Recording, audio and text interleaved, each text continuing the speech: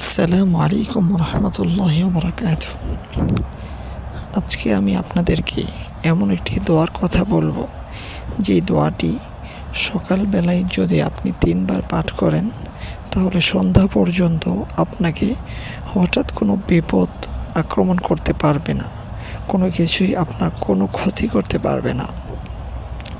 আর যদি আপনি সন্ধ্যায় 3বার পড়েন, তাহলে সকাল পর্যন্ত, ফজরের আগ পর্যন্ত আপনাকে কোনো কিছুই কোনো ক্ষতি করতে পারবে না।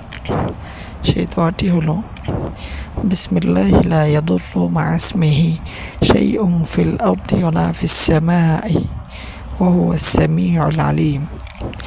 বিসমিল্লাহি লা ইয়াদুররু মা ইসমিহি শাইউন ফিল আরদি ওয়ালা ফিস সামাই ওয়া হুয়াস সামিউল আলিম।